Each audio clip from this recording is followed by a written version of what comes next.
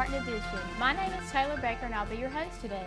Today we have Professor Mark Gordon with us, an Associate Professor of Art and Design, who is going to share with us a little bit about his recent sabbatical trip to the Dominican Republic. Mr. Gordon, thank you so much for joining us on the show. Pleasure to be with you. Okay, to begin, I kind of want to start talking a little bit about how you decided to start this pottery workshop back in 1980. Like, how did you decide that you were going to do that, and how did you hear about it?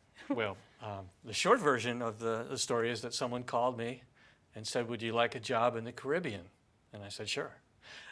It turned out a friend of mine, Marek Sasula, who's a Brazilian, Polish potter, was next to me at a craft booth in 1978. We became friends, and he knew I spoke some Spanish, and he knew my ceramics. So when they asked him from Dominican Republic, a craft specialist asked him who he could recommend, he gave them my name and contact. And I was living in my van. I had a big bread van converted into a mobile home with a wood stove in the back in San Francisco in 1980. And from there I was contacted and interviewed and ended up being hired to set up a training program in ceramics. Okay, so obviously the gap between your first trip in 1980 to the Dominican Republic and your recent trip was like a really long gap. It was 36 years to be exact. How did you decide that you wanted to go back?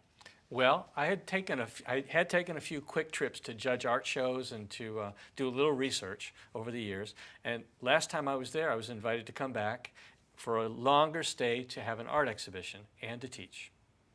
Okay, so while you were there, you did a lot of teaching. You taught at your workshop. You taught at Centro Leon, which is a big museum in Santiago, which is the capital of the Dominican Republic. You also spoke at the Bella Vista Rotary Club. Yes. And also at the School of Art, National School of Art. Like, what kind of things did you teach your students, and what kind of projects did you have them do? Great questions. I want to point out, though, the capital is Santo Domingo. Oh, Santiago is the second biggest city. Okay. That's fine. All right. They're both wonderful places. Okay.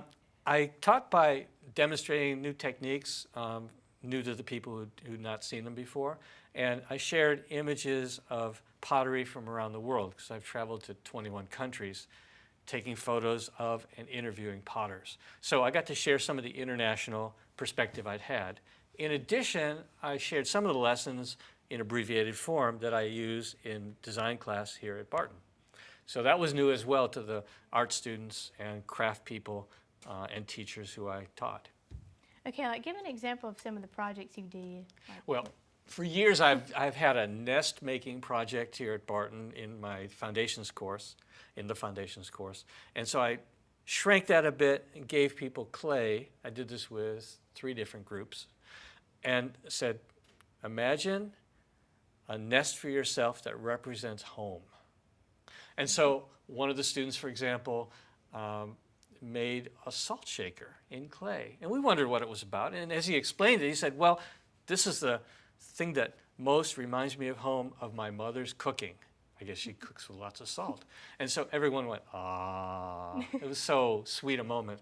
Students, and there were adult students as well in different classes, including a class of teachers and teacher education graduates, who got to look into their past and bring up some emotion into their art to kind of tie it together in a way that was very personal.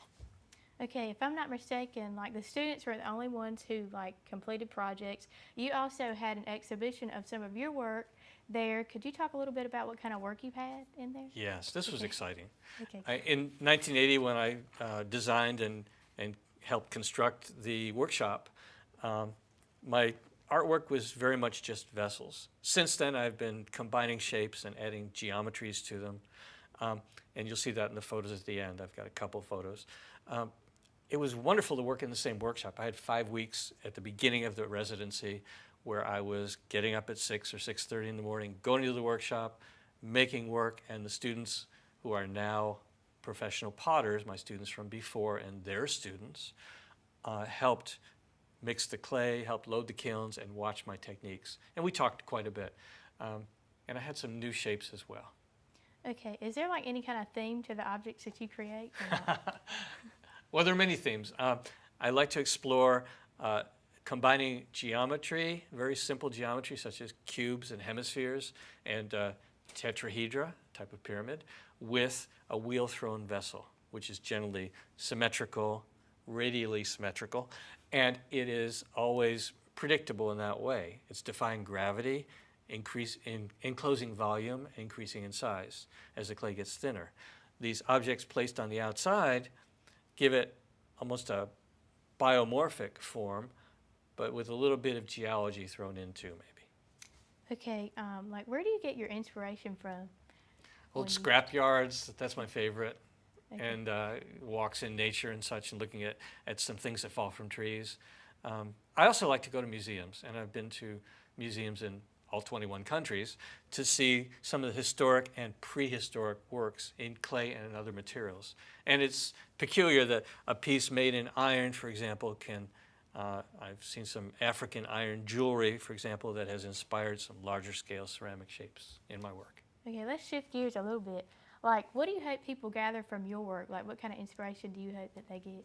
Well, that's a tough question because my favorite potter in last century is Michael Cardew, a British potter who was a philosophy major in college, which is what I was majoring in too. He wrote in his book, Pioneer Pottery, that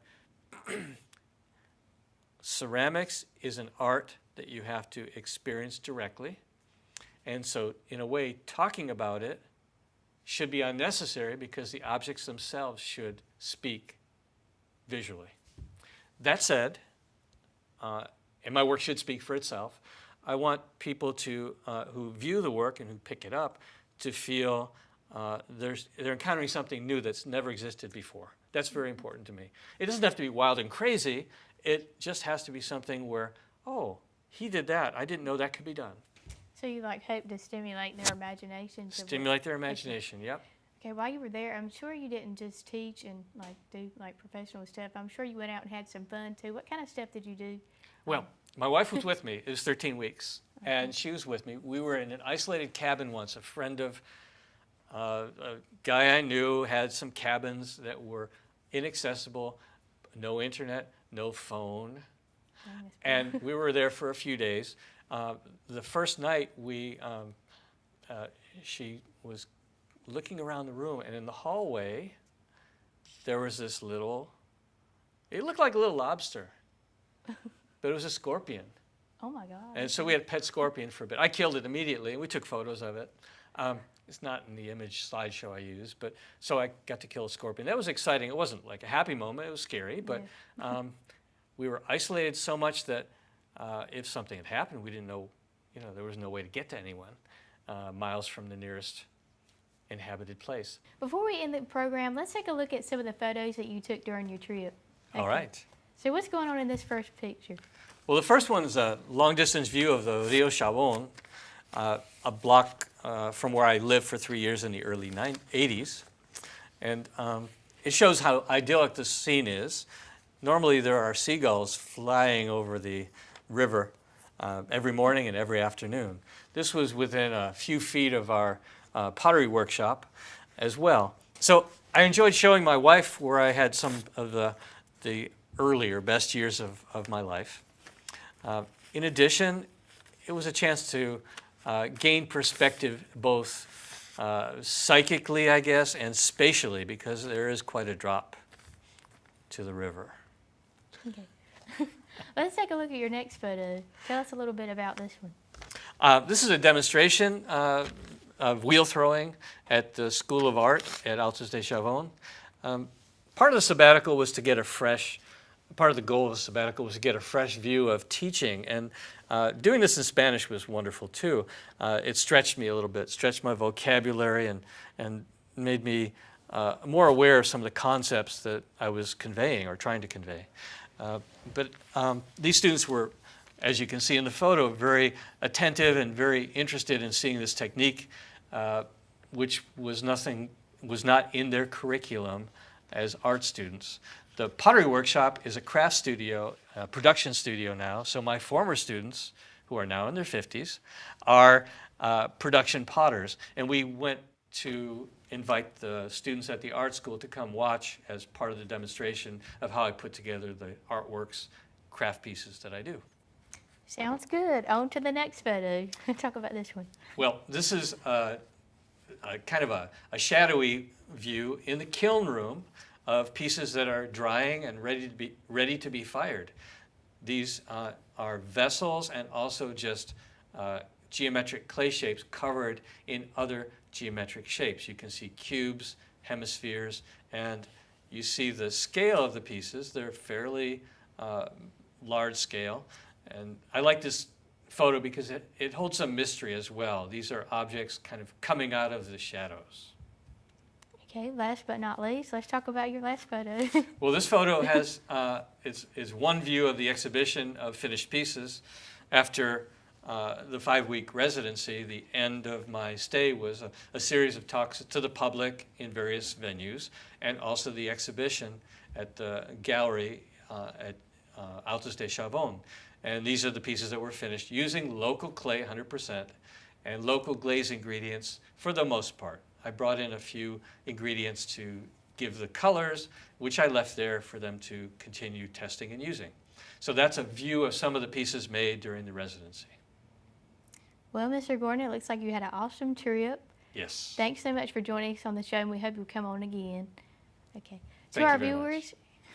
To our viewers, if you'd like to hear more about Mr. Gordon's trip, he will be having a lecture on September 8th in the Hackney Library at 5 p.m. Come out and listen. All right, guys, well, that's all for today. I'm Taylor Baker, and I'll see you next time on the Barton Edition.